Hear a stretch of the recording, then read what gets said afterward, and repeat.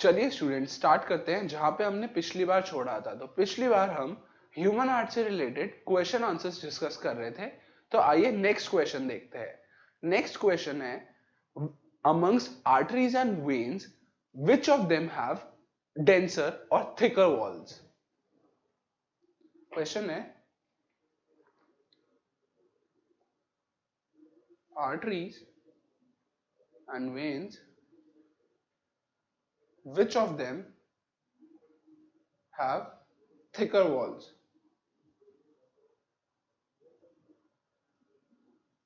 तो इस चीज को समझने के लिए हमें पहले आर्टरीज और वेन्स के बीच का डिफरेंस समझना पड़ेगा कि आर्टरीज होती क्या है और वेन्स होती क्या है। आर्टरीज वो वाली ब्लड वेसल्स होती हैं जो कि ब्लड को हार्ट से दूर लेके जाती है, और वेन्स वो वाली ब्लड वेसल्स होती हैं जो कि ब्लड को हार्ट की तरफ लेके आती है। मतलब कि जो आर्टरीज है वो ऑक्सीजनेटेड ब्लड पूरे ह्यूमन बॉडी में ट्रांसफर करने में हेल्प कर रही है, और सिंस पूरी बॉडी में ब्लड को ट्रांसफर करना है तो वो होती है हाई प्रेशर पे, और इस हाई प्रेशर को सस्टेन करने के लिए हमारी आर्टरीज क्या होती हैं, थिक वॉल्ड। वेयर एज जो वेन्स हैं वो पूरी बॉडी से ब्लड हार्ट की तरफ लेके आती है। सिंस ये ब्लड क्या होता है, डीऑक्सीजनेटेड और लो प्रेशर पे होता है, इसीलिए वेन्स में हमारे पास थिक वॉल की जरूरत नहीं होती। वेयर एज वेन्स में हमारे पास वॉल्स प्रेजेंट होते हैं। ये वॉल्स क्यों प्रेजेंट होते हैं, क्योंकि हमारा ये डीऑक्सीजनेटेड ब्लड लो प्रेशर पे है, और इस ब्लड का बैकफ्लो प्रिवेंट करने के लिए हमारे पास वेन्स में वॉल्स होते हैं। तो amongst arteries and veins which of them have thicker walls। तो इसके आंसर में हम लिखेंगे arteries have thicker wall to sustain high blood pressure of blood pumping from human heart। ठीक है, whereas veins have valves to prevent backflow of blood। ठीक है, next question जो कि इसी क्वेश्चन में से निकलेगा हमारे, वो है difference between arteries and veins. ये क्वेश्चन भी इंपॉर्टेंट है, पिछला क्वेश्चन भी इंपॉर्टेंट था, उससे पिछला क्वेश्चन भी इंपॉर्टेंट था। इन तीनों क्वेश्चन में से एक क्वेश्चन हमेशा पेपर में आता है, पेपर में, और इस चैप्टर से जरूर आता है। तो नेक्स्ट क्वेश्चन है difference between arteries and veins.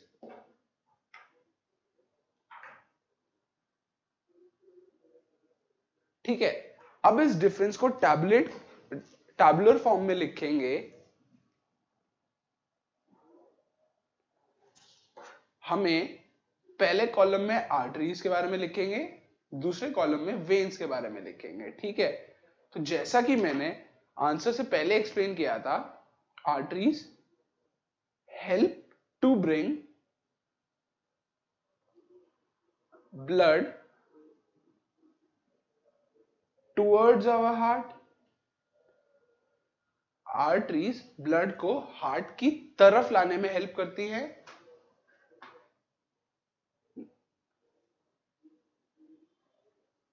Arteries help to pump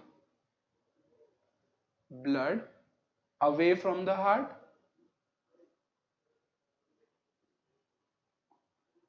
arteries क्या करती हैं, ब्लड को हार्ट से दूर पंप करने में हेल्प करती हैं। Where as veins help to pump या to bring blood towards the heart. Veins क्या करती हैं, ब्लड को हार्ट की तरफ लाने में हेल्प करती हैं। ठीक है, सेकंड डिफरेंस है हमारा, Arteries carry oxygenated blood.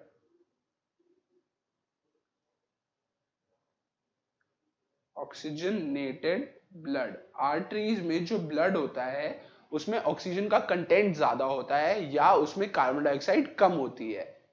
ऐसे ही वेन्स कैरी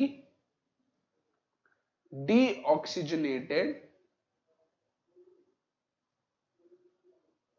वेन्स में जो ब्लड जाता है वो डीऑक्सीजनेटेड होता है।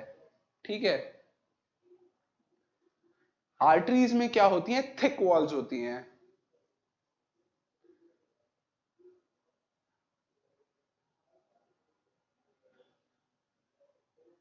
आर्टरीज में क्या है, they have thick walls. Veins में क्या है, दे हैव थिन वॉल्स।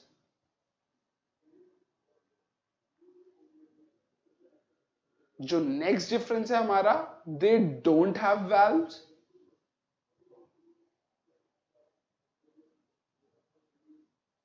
और वेन्स में क्या है, they have valves to prevent backflow of blood।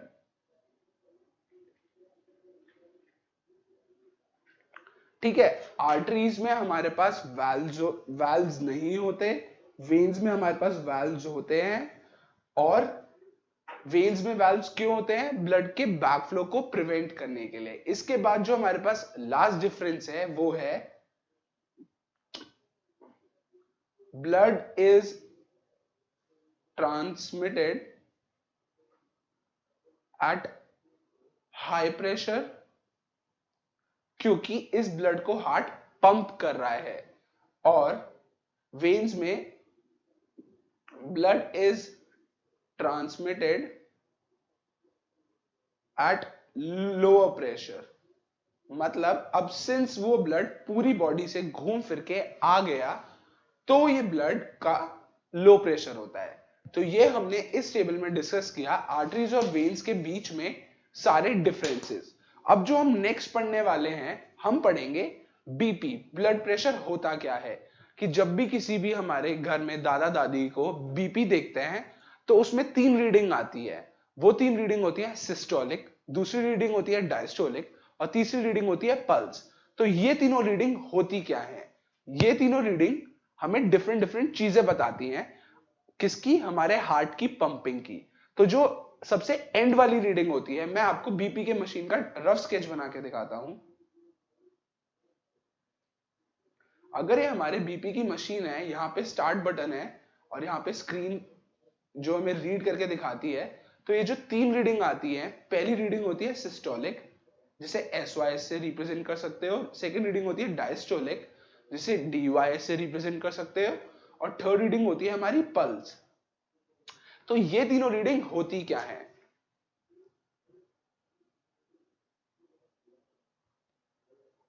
ये तीनों रीडिंग होती है जो हमारी सिस्टोलिक ब्लड प्रेशर होता है। ये वो प्रेशर होता है जब हमारा हार्ट ब्लड को पंप करता है या जब हमारा हार्ट कॉन्ट्रैक्ट करता है ब्लड को पंप करने के लिए। तो उस टाइम पे जो ब्लड प्रेशर होता है वो होता है सिस्टोलिक ब्लड प्रेशर। ऐसे ही जो डायस्टोलिक ब्लड प्रेशर होता है वो वाला ब्लड प्रेशर होता है जब हमारा हार्ट रिलैक्स करता है और आर्टरी में जिस प्रेशर से ब्लड फ्लो करता है, तो वो वाला प्रेशर हमारा होता है डायस्टोलिक ब्लड प्रेशर। इसके बाद जो हमारे पास थर्ड रीडिंग है जो कि पल्स की है, पल्स हमें बताता है number of times in a minute हमारा हार्ट बीट करता है। मतलब कितनी बार जो ह्यूमन हार्ट है 1 मिनट में बीट करता है, वो हमें बताता है पल्स। पल्स एवरेज बंदे की होती है 72 to 80, but lower the pulse the better, क्योंकि लो पल्स होने का मतलब है कि हार्ट हमारा मोर एफिशिएंट है। तो जो हमारे एथलीट्स होते हैं, जो हमारे स्पोर्ट्समैन होते हैं, उनकी 40s 50s में भी पल्स होती है क्योंकि उनका जो हार्ट होता है वो मोर एफिशिएंटली ब्लड को पंप करता है। ठीक है। तो जो हमारा पहला है सिस्टोलिक,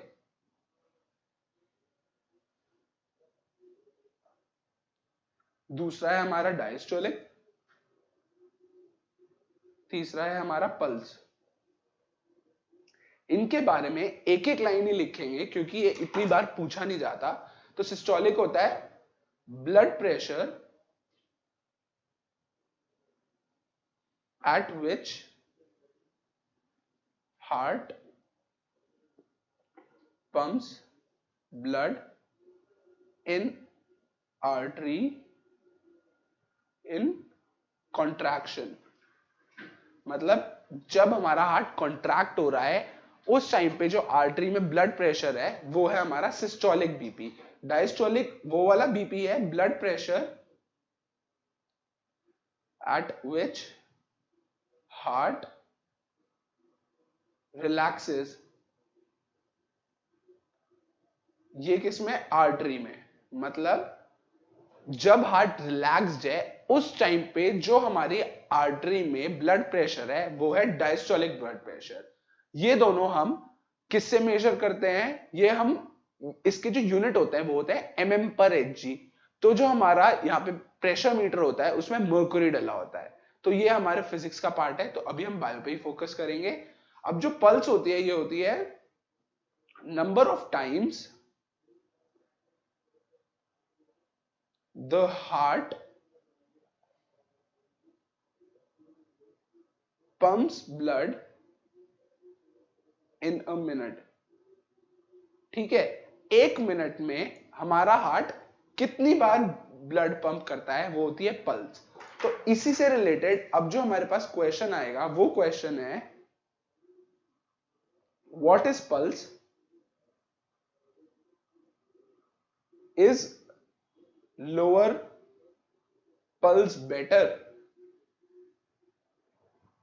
क्वेश्चन क्या पूछ रहा है कि पल्स क्या है और क्या पल्स का कम होना अच्छा होता है। इसके आंसर में हम देखेंगे पल्स क्या है, number of time and human heart beats in a minute. ये हो गया कि पल्स क्या है। अब लोअर पल्स बेटर है ये मैंने आपको बताया है कि अगर पल्स कम होती है इसका मतलब क्या है कि हमारा हार्ट एफिशिएंट है। एफिशिएंट है इसका मतलब क्या है, उसे कम मेहनत करनी पड़ रही है सेम अमाउंट ऑफ ब्लड को पंप करने में। तो लोअर पल्स बेटर होती है up to a certain extent. जैसे 40-50 हो गई एथलीट्स की, अगर इससे कम होगी पल्स तो it could be a sign of a medical illness. ठीक है, तो what is pulse? Pulse is the number of time a human heart pumps blood in a minute। ठीक है, तो is lower pulse better? The lower the pulse the better, as it reflects the efficiency in the pumping, as it reflects the efficiency in the pumping action of the heart। अब इसमें आपको ये mention करने की जरूरत नहीं है कि एक सर्टेन पॉइंट से अगर कम होएगा तो उसमें दिक्कत हो जाएगी। ठीक है, तो generally lower the pulse the better. ठीक है, अब हमने पढ़ा बीपी के बारे में। अब हम पढ़ेंगे कि आर्टरीज और वेन्स के बीच में डिफरेंस, जो कि मैंने आपको टैबुलर फॉर्म में लिखवा ही दिया है। ठीक है, कि आर्टरीज में हमारे पास ब्लड, हमारे पास वाल्व्स नहीं होते हैं, हमारे पास थिक वॉल्स होती हैं। वेन्स में हमारे पास थिन वॉल्स होती हैं और हमारे पास वाल्व्स होते हैं। ये हमने पढ़ लिया। अब हम पढ़ेंगे कि ब्लड में प्लेटलेट्स क्यों होती हैं। ब्लड में प्लेटलेट्स इसलिए होती हैं क्योंकि अगर कभी कोई ब्लड वेसल डैमेज या फट जाती है तो वहां पे इंटरनल ब्लीडिंग से ह्यूमन की डेथ हो सकती है। तो इसी चीज को प्रिवेंट करने के लिए ह्यूमन ब्लड में प्लेटलेट्स होती हैं जो कि हेल्प करती हैं क्लॉटिंग ऑफ ब्लड में। तो इसी चीज को हम क्वेश्चन के थ्रू लिखेंगे, what are platelets.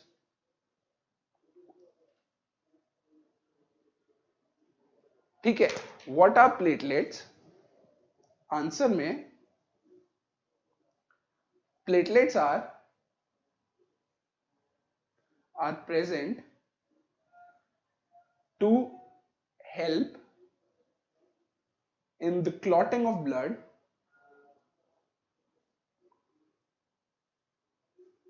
to prevent further damage and thus stop internal bleeding in A blood vessel, कि कभी कोई ब्लड वेसल डैमेज या रप्चर हो जाती है तो प्लेटलेट्स क्या करती हैं, प्लेटलेट्स में प्लेटलेट सेल्स होते हैं जो कि क्लॉटिंग ऑफ ब्लड में हेल्प करते हैं, तो वो उन लीक्स में सॉर्ट ऑफ क्लॉट्स बना देते हैं जिससे वहां पे और ब्लड लॉस नहीं होता। अब जो हम नेक्स्ट चीज पढ़ेंगे, हम पढ़ेंगे लिम्फ। लिम्फ होता क्या है, हम पढ़ेंगे सीधा इसे क्वेश्चन के थ्रू। What what is the role of lymph?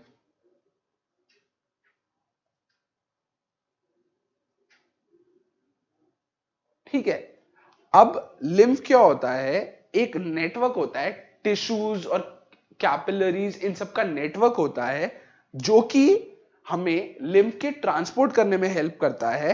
और यहां पे डब्ल्यूबीसी प्रेजेंट होते हैं जो कि हमें हमारी बॉडी को डिजीज से फाइट करने में हेल्प करते हैं। तो आइए इसे आंसर में लिखते हैं। लिम्फ के फंक्शन क्या होते हैं? It is responsible for the removal of interstitial fluid from tissues.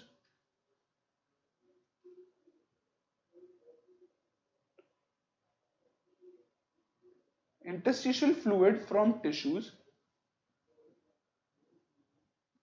हाँ, ये क्या कर रहा है, इंटरस्टिशियल फ्लूइड्स को रिमूव कर रहा है। इन फ्लूइड्स में क्या होता है, गंध वंध, जैसे हमारे डब्ल्यूबीसी ने किसी भी इंफेक्शन या उसे फाइट किया तो वहां पे क्या है, बहुत सारा वेस्ट एक्यूमुलेट हो जाता है। तो लिम्फ का रोल क्या होता है, लिम्फ उस इंटरस्टिशियल फ्लूइड को कलेक्ट करता है और रिमूव करने में हेल्प करता है। अब इसका जो सेकंड रोल है वो है, इट ट्रांसपोर्ट्स डब्ल्यूबीसी जो कि होता है white blood cells, white blood cells to and from lymph nodes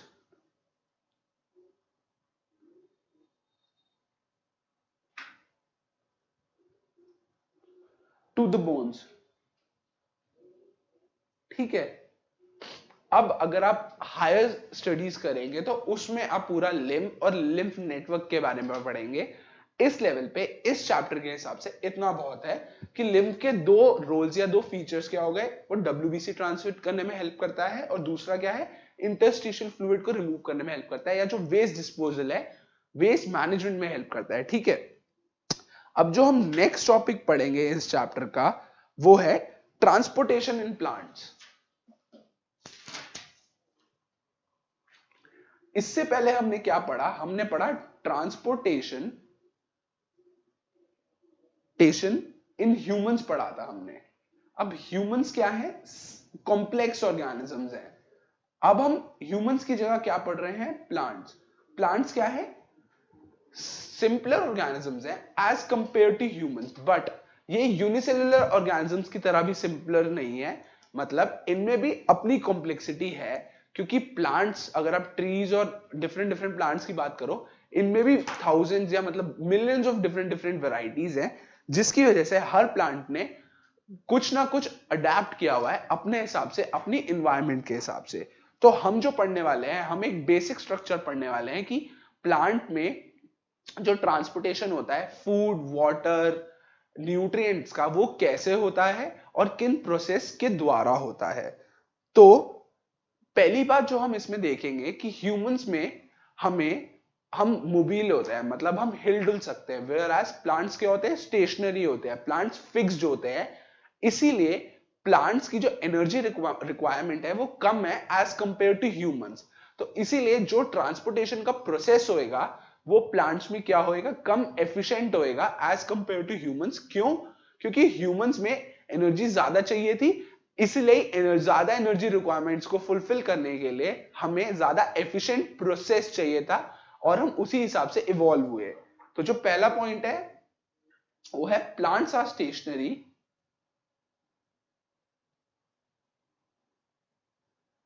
thus they have lower energy requirements. ठीक है, प्लांट्स स्टेशनरी होते हैं, they do not move from one place to another and thus are stationary. और plants में क्या होते हैं, large number of dead cells होते हैं, इसीलिए उनके पास डिफरेंट डिफरेंट कैलस जैसे स्ट्रक्चर बनते हैं. तो सेकेंड पॉइंट है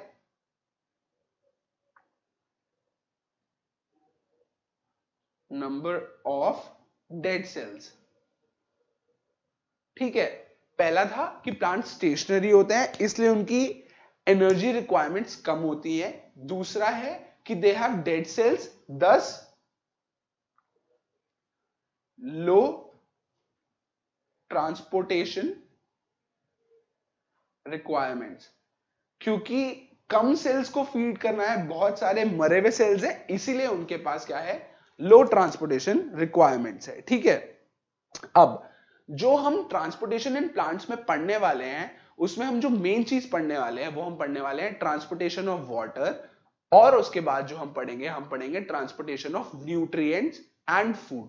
तो पहला जो हम पढ़ने वाले हैं वो हम पढ़ने वाले हैं ट्रांसपोर्टेशन ऑफ वाटर.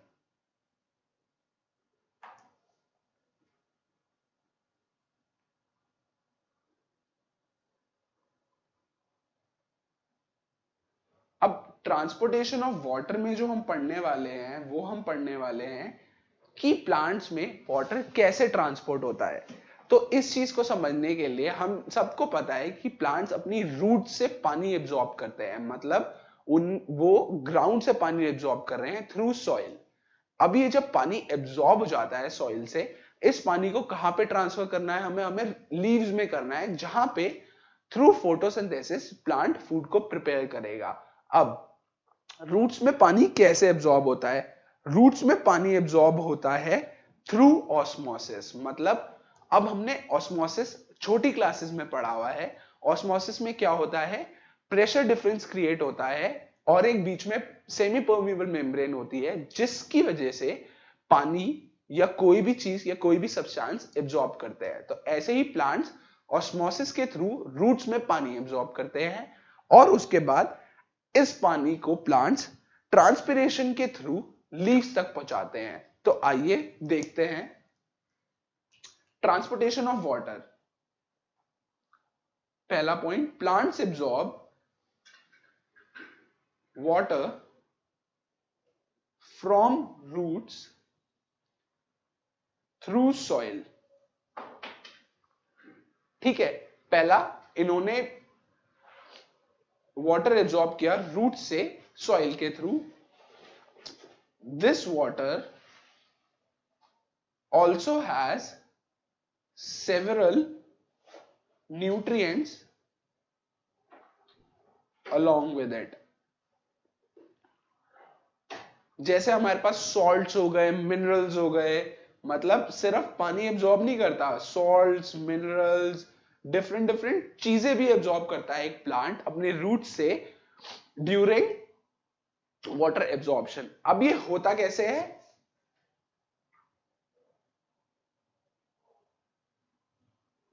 ठीक है, अब plant absorbs water through roots from soil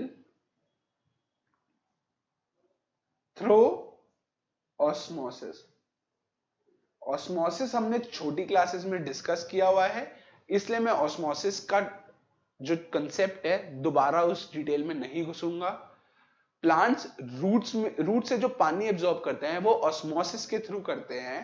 अब ये जो इन्होंने पानी एब्जॉर्ब किया है ये प्लांट्स को कहां चाहिए होता है, लीव्स में चाहिए होता है. अब लीव्स क्या है, ट्री के टॉप मोस्ट स्ट्रक्चर है, सबसे ऊपर जाके लीव्स प्रेजेंट होती हैं.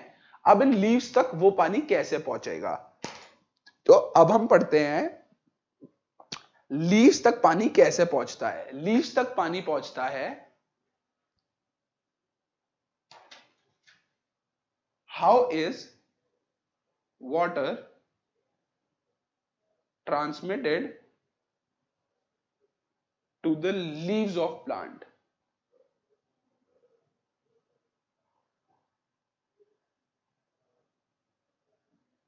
ठीक है। अब प्लांट में ना दो टाइप के टिश्यूज प्रेजेंट होते हैं, जाइलम और फ्लोएम। इन दोनों का रोल क्या होता है? जाइलम जो टिश्यूज हैं ये एक ट्यूब लाइक स्ट्रक्चर बनाते हैं जो कि पानी के लिए एक नेटवर्क प्रोवाइड करते हैं कि वो रूट से लीव्स तक पहुंच जाए। मतलब अगर ये एक प्लांट है, ये इसकी स्टेम है, ये इसकी रूट्स है, ये इसके बाद इसके पास लीव्स हैं, ये पूरा ट्री का स्ट्रक्चर है हमारा। ये अगर हमारे ट्री का स्ट्रक्चर है तो यहां पे ये पतली पतली ट्यूब्स के जो स्ट्रक्चर है ये क्या है? जाइलम।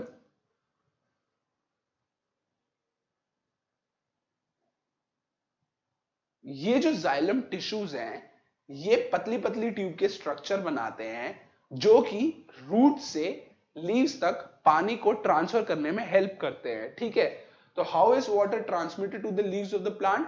Through xylem. जाइलम क्या करता है? प्लांट्स में पानी रूट से लीव्स तक ट्रांसमिट करने में हेल्प करता है। बट अब ये ट्रांसमिशन होता कैसे है कि जैसे आप सबको पता है ग्रेविटी क्या करती है? हर चीज को ऊपर जाने से रोकती है या रेजिस्ट करती है, मतलब पानी को इजीली ऊपर नहीं आने देती। इसीलिए प्लांट्स में एक प्रोसेस होता है जिसे हम कहते हैं ट्रांसपिरेशन। मतलब फोटोसिंथेसिस के द्वारा प्लांट्स पानी का लॉस करते हैं। मतलब जब उनके स्टोमेटल ओपनिंग, जो स्टोमेटा पोर्स होते हैं वो ओपन हो जाते हैं फॉर एक्सचेंज ऑफ गैसेस, तो गैसेस जब एक्सचेंज हो रही होती है उस टाइम पर पानी भी लॉस होता है। सिंस वहां से पानी कम हो गया तो वहां पे जो ऑस्मोटिक प्रेशर है या जो पानी का प्रेशर है वो कम हो जाता है as compare to roots. Roots में पानी का प्रेशर कम है, लीव्स में पानी का प्रेशर, रूट्स में पानी का प्रेशर ज्यादा है, लीव्स में पानी का प्रेशर कम है। दोनों के बीच में एक हमें जाइलम टिश्यू ने नेटवर्क दिया है। तो इस प्रेशर डिफरेंस को फुलफिल करने के लिए जो पानी रूट्स में है वो रश आउट करता है ऊपर लीव्स की तरफ, और इस प्रोसेस के द्वारा हमारे जो रूट से पानी है वो लीव्स तक ट्रांसफर या ट्रांसमिट हो जाता है। तो इस क्वेश्चन को आइए आंसर करते हैं। How is water transmitted to the leaves of the plant? पहले हमने पढ़ लिया कि रूट्स ही कैसे एब्जॉर्ब करती हैं, तो हम पढ़ेंगे plants have a process called transpiration। Transpiration में क्या होता है? इसमें लॉस ऑफ वाटर होता है। Loss of water through leaves create a lower water pressure। This pressure difference of water between roots and leaves help to transport water, helps to transport water from roots to the leaves with help of xylem tissue. इस answer में आपको xylem tissue लिखना important था, transpiration का process mention करना important था, और pressure difference create हो जाता है in the process of transpiration भी इंपॉर्टेंट था।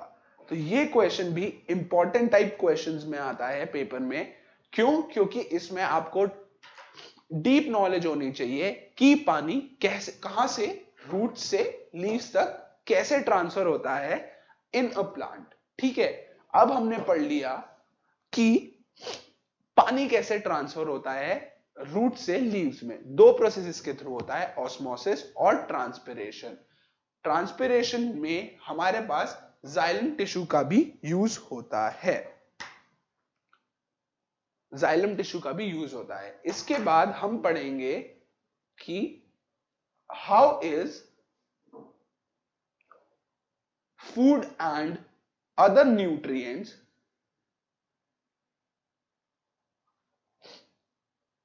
transported in a plant, कि फूड और दूसरे न्यूट्रिएंट्स कैसे ट्रांसफर होते हैं प्लांट में, ये चीज पढ़ेंगे हम। अब इस चीज को पढ़ने के लिए हमें क्या क्या पढ़ना है, देखिए अगर हम प्लांट के स्ट्रक्चर की बात करें तो फूड कौन प्रिपेयर करता है, फूड प्रिपेयर करती है लीव्स। फूड किस फॉर्म में प्रिपेयर होता है, फूड प्रिपेयर होता है स्टार्च की फॉर्म में, और इसी फूड को स्टोर करने के लिए लीव्स कहां कहां पे स्टोर कर सकती हैं, इसी फूड को लीव स्टोर कर सकती हैं फ्रूट की फॉर्म में या रूट्स की फॉर्म में। जैसे अगर आप शकलकंदी की बात करो, मूली की बात करो, गाजर की बात करो, तो ये क्या है, सारा फूड जो स्टोर्ड है हमारी रूट्स में स्टोर्ड है। ऐसे ही अगर आप शुगर केन की बात करो तो शुगर केन में फूड कहां पे सारा स्टोर्ड है, स्टेम में फूड सारा स्टोर्ड है। अगर आप आम की बात करो, मैंगो की बात करो, मैंगो में फूड कहां पे स्टोर्ड है, मैंगो में फूड फ्रूट में स्टोर्ड है जो कि लीव्स और फ्लावर के बाद आता है, ठीक है। इसी तरह से plant different different body parts में फूड को स्टोर करता है। तो इसी फूड को स्टोर करने के लिए या ट्रांसफर करने के लिए प्लांट क्या करता है, जैसे प्लांट के पास जाइलम टिश्यू था वाटर को ट्रांसमिट करने के लिए, ऐसे ही प्लांट के पास हमारे पास फ्लोएम टिश्यू होगा। फ्लोएम टिश्यू क्या करता है, फ्लोएम टिश्यू नेटवर्क प्रोवाइड करता है फूड और अदर न्यूट्रिएंट्स को मूव करने के लिए from one body part of a plant to different body part of a plant. इसमें क्या होता है, जैसे एक प्लांट का सेल है और दूसरे प्लांट का सेल है, तो वाटर के साथ साथ वाटर का डिफ्यूजन होएगा एक प्लांट सेल से दूसरे प्लांट सेल में, और इस डिफ्यूजन के दौरान फूड और अदर न्यूट्रिएंट्स भी पानी के साथ साथ ट्रांसफर हो जाएंगे। और जब ऐसा होगा तो फूड एक सेल से दूसरे सेल में ट्रांसफर हो जाएगा, और जब फूड एक सेल से दूसरे सेल में ट्रांसफर हो रहा है, दस हमारे पास न्यूट्रिएंट्स भी ट्रांसफर हो रहे हैं, और इसी प्रोसेस से प्लांट्स में फूड और अदर न्यूट्रिएंट्स ट्रांसपोर्ट होते हैं, ठीक है। तो हम इसमें लिखेंगे कि amongst cells food and other nutrients gets transported by the process of diffusion, ठीक है। amongst सेल, दो सेल्स के बीच में फूड और न्यूट्रिएंट्स किससे ट्रांसफर होते हैं, डिफ्यूजन के प्रोसेस से ट्रांसफर होते हैं। अब इस प्रोसेस के बाद क्या होता है कि हमने डिफ्यूजन में पानी के द्वारा दो सेल्स के बीच में फूड को ट्रांसफर कर दिया, ये हो गया सेलुलर लेवल पे। अब अगर आप बड़े लेवल पे देखो तो क्या होता है, phloem tissue helps to provide a network of tubes which helps to transfer food and other nutrients from one part of a plant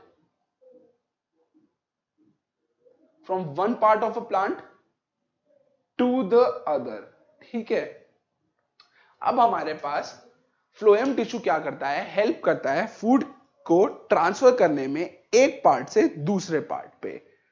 अब हमें क्या पढ़ना है, नेक्स्ट हमें पढ़ने हैं इंटेक्स क्वेश्चंस। ये 5 क्वेश्चंस हमें कौन से पेज पे दिए हुए हैं, ये हमें पेज नंबर 110 पे दिए हुए हैं। तो पेज नंबर 110 का पहला क्वेश्चन है, what are the components of the transport system in human beings and what are the function of these components। तो अगर आप बुक में देखो पहला question, what are the components of the transport system in human beings and what are the function of these components। तो इस question में पूछ रहा है कि ह्यूमन बींग्स में ऐसे कौन से कंपोनेंट हैं जो ट्रांसपोर्टेशन में हेल्प करते हैं। तो ऐसे कौन कौन से कंपोनेंट्स हैं हमारे पास, ऐसा हो गया ब्लड, हमारे पास हार्ट हो गया, फिर हमारे पास ब्लड वेसल्स हो गई।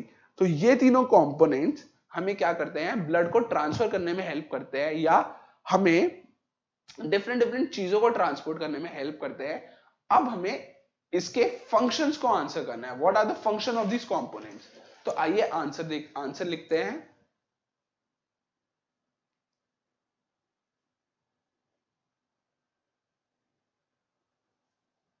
Text questions page 110। इसमें क्वेश्चन नंबर 1 का सीधा आंसर लिख रहा हूं। कंपोनेंट्स हो गए heart, blood, blood vessels.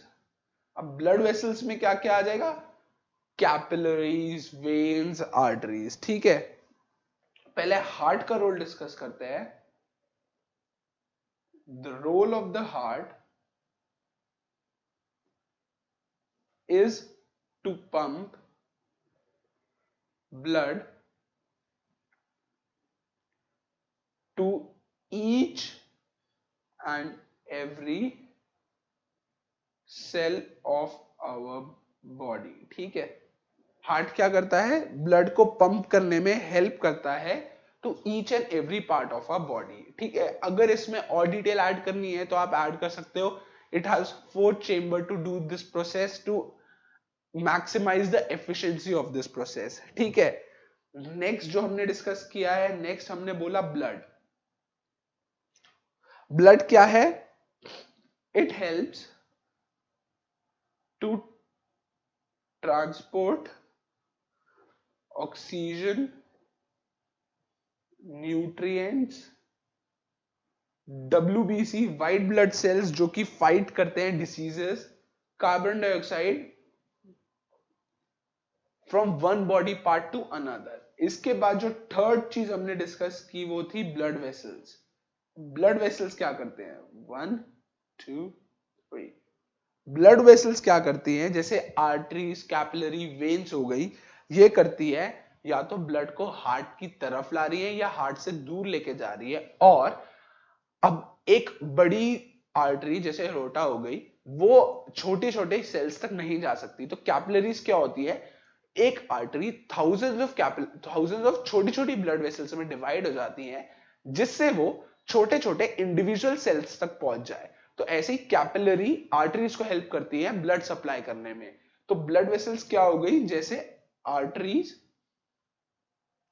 Veins, capillaries,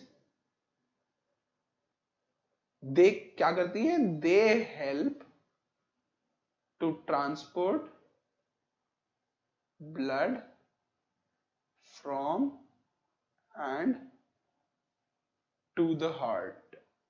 ठीक है, they help to transport blood from and to the heart. Next question है,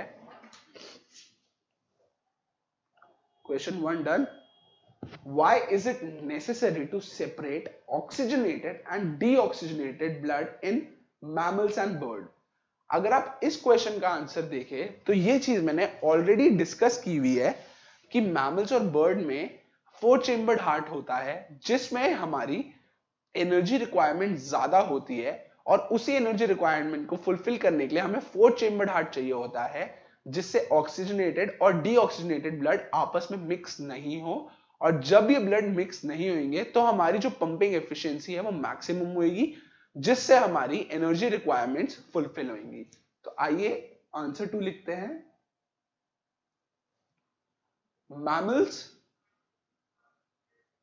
and birds have high energy requirements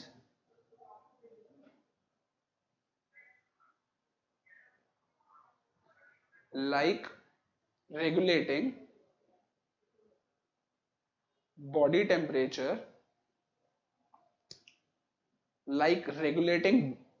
temperature, etc., and thus need proper, क्या चाहिए होता है उन्हें, differentiation of oxygenated and deoxygenated blood.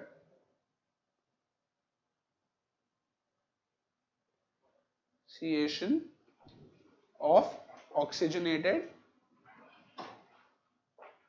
and deoxygenated.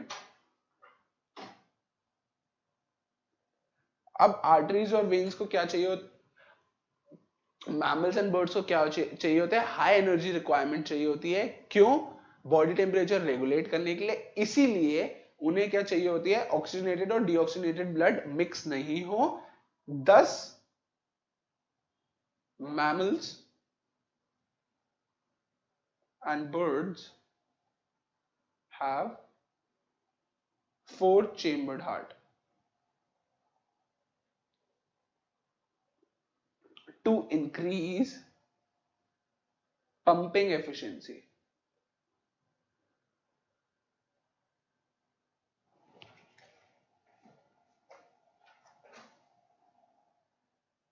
ठीक है, इसलिए mammals और बर्ड में क्या होता है, 4 चेम्बर्ड हार्ट होते हैं, जिससे पंपिंग एफिशिएंसी इंप्रूव हो जाए।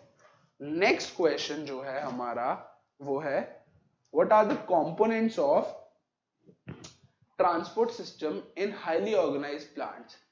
ये क्वेश्चन हमने ऑलरेडी डिस्कस कर लिया है कि प्लांट्स में क्या होता है, जाइलम और फ्लोएम होता है, जिसमें वाटर ट्रांसमिट होता है from roots to leaves through the process of transpiration. ऐसे वाटर ट्रांसमिट होता है जाइलम के थ्रू, और फ्लोएम के थ्रू फूड ट्रांसमिट होता है, जिसमें हमने डिफरेंट डिफरेंट बॉडी पार्ट्स में समझा था कि डिफरेंट डिफरेंट बॉडी पार्ट्स में फूड स्टोर होता है in the form of sugar. और जब भी किसी भी प्लांट के बॉडी पार्ट को एनर्जी रिक्वायरमेंट होती है, तो फ्लोएम हमें हेल्प करता है एक बॉडी पार्ट से दूसरे बॉडी पार्ट में वो फूड भेजने में, जिससे वो एनर्जी रिक्वायरमेंट्स पूरी हो जाए। तो इस क्वेश्चन को वापस करवाने का फायदा नहीं है, क्योंकि ये चीज आपके नोट्स में ऑलरेडी कवर्ड है। नेक्स्ट क्वेश्चन है, how are water and minerals transported in plants. तो इस क्वेश्चन में हमने जैसे पढ़ा, वाटर एंड मिनरल्स कैसे ट्रांसपोर्ट होते हैं प्लांट्स में। वाटर पहले प्लांट्स अपनी रूट से एब्जॉर्ब करता है, उसके बाद ये प्रोसेस किसके थ्रू होता है, ऑस्मोसिस के थ्रू। उसके बाद ट्रांसपिरेशन के थ्रू वही वाटर लीव्स तक पहुंचता है। तो इस क्वेश्चन का आंसर हम शॉर्ट में लिखते हैं, water is firstly absorbed through soil with help of roots by the process of osmosis. Then water is transported to leaves by the process of transpiration. ठीक है, अब सिंस हमने ये दोनों चीजें ऑलरेडी ही नोट्स में डिस्कस की हुई है, इसलिए मैं सिर्फ शॉर्ट में आंसर लिखवा रहा हूं। अब जो हमारे पास 5th क्वेश्चन है वो है, how is food transported in plants. अब इस चीज को हमने डिस्कस किया हुआ है कि जो फ्लोएम है वो फूड को हेल्प करता है एक प्लांट के बॉडी पार्ट से दूसरे प्लांट के बॉडी पार्ट में मूव करने में। तो अब ये फूड का एक्चुअल मूवमेंट होता कैसे है, अब देखो, फूड हमारा स्टोर होता है एटीपी की फॉर्म में। अब ये जो एटीपी की फॉर्म है, ये जो एनर्जी स्टोर्ड है एटीपी में, ये एनर्जी यूटिलाइज होती है, and thus this food is transferred from one part of the plant to another. तो आइए इसका आंसर लिखते हैं, answer 5, food is transported from one body part of a plant to another with help of phloem। phloem क्या है, tissue है जो कि हेल्प कर रहा है transportation of food from one part of a plant to another. This transportation is achieved by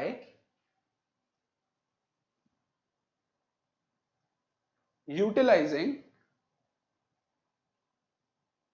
energy. This transportation is achieved by utilizing energy from ATP, which helps in creating osmotic pressure for the required process. मतलब food is transported from one part of a plant to another through xylem and phloem. Xylem से पानी transfer होता है, phloem से food transfer होता है, और पानी कैसे ट्रांसफर होता है? ऑस्मोटिक प्रेशर का डिफरेंस क्रिएट करने से रूट्स में। और ये कैसे होता है? एटीपी, जो कि फूड प्लांट के पास ऑलरेडी था, उससे एटीपी जो एनर्जी है वो यूटिलाइज करके ऑस्मोटिक प्रेशर या ऑस्मोटिक डिफरेंस क्रिएट करके। तो ये हमारे कवर करते हैं पांचों इंटेक्स क्वेश्चन। जो अब हमें नेक्स्ट टॉपिक पढ़ना है वो हमें पढ़ना है एक्सक्रीशन। तो एक्सक्रीशन में हमें दो चीजें कवर करनी है, एक्सक्रीशन इन ह्यूमन बींग्स और एक्सक्रीशन इन प्लांट्स। तो पहले जो हम स्टार्ट करेंगे वो हम करेंगे एक्सक्रीशन इन प्लांट से, क्योंकि वो सिंपलर होता है। टॉपिक है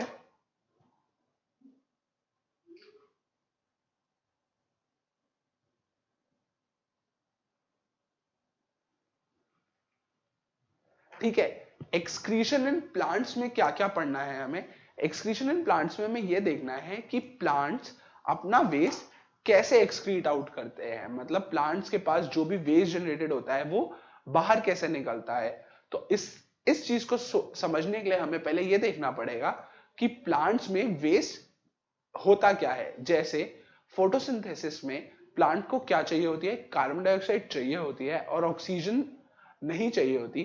तो इस प्रोसेस में ऑक्सीजन क्या हो गया? वेस्ट हो गया। बट अब अगर हम रेस्पिरेशन की बात करें तो रेस्पिरेशन में प्लांट को क्या चाहिए होता है? ऑक्सीजन चाहिए होता है और कार्बन डाइऑक्साइड नहीं चाहिए होता। तो जो वेस्ट है that can vary from process to process. इसका मतलब जो एक प्रोसेस के लिए वेस्ट है वो जरूरी नहीं कि दूसरे प्रोसेस के लिए भी वेस्ट हो, वो दूसरे प्रोसेस के लिए कैन बी यूजफुल। तो अब अगर हम प्लांट्स की बात करें फोटोसिंथेसिस में या ड्यूरिंग डे टाइम जब प्लांट्स फूड को प्रिपेयर करते हैं तब प्लांट्स को क्या चाहिए होता है? कार्बन डाइऑक्साइड और ऑक्सीजन वो एक्सेल आउट करते हैं।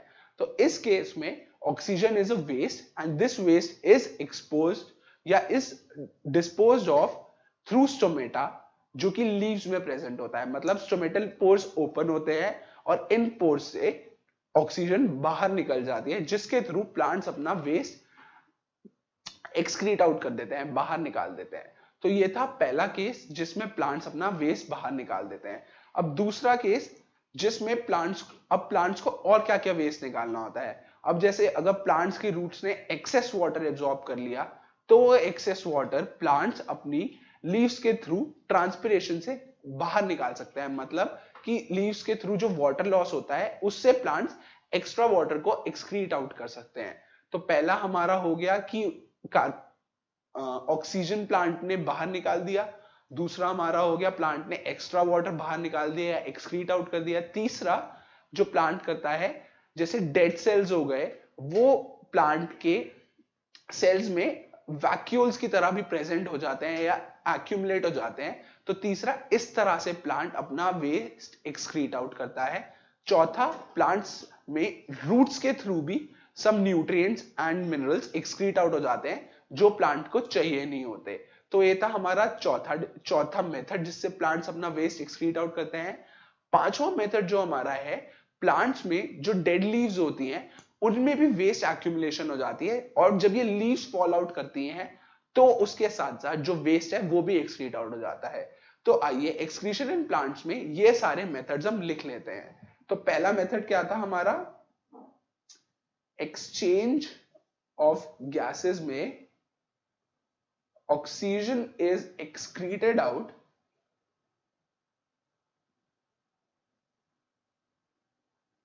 through stomatal opening। ठीक है। तो प्लांट्स में जब फोटोसिंथेसिस वाले प्रोसेस में ऑक्सीजन एक्सक्रीट आउट करना होता है तो स्टोमेटल ओपनिंग के थ्रू ऑक्सीजन को बाहर निकाल देता है। दूसरा,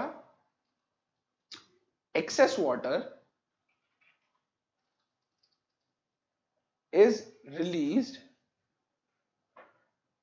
in the process of transpiration. Excess water transpiration. तीसरा मेथड क्या था?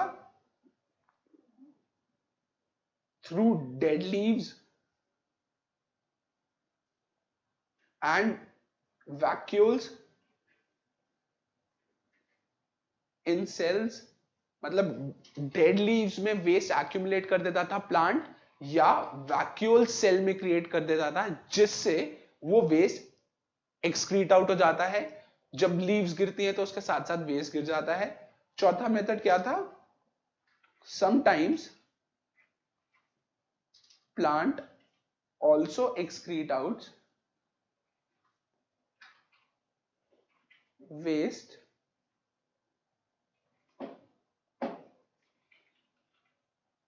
through root and other parts।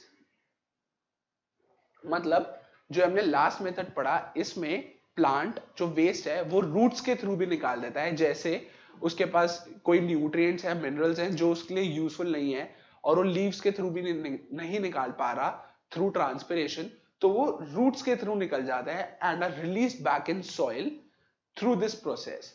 तो इस अभी जो हमने इस चैप्टर में पढ़ा, हमने आज के लेक्चर में जो पढ़ा, हमने पढ़ा एक्सक्रीशन इन प्लांट्स।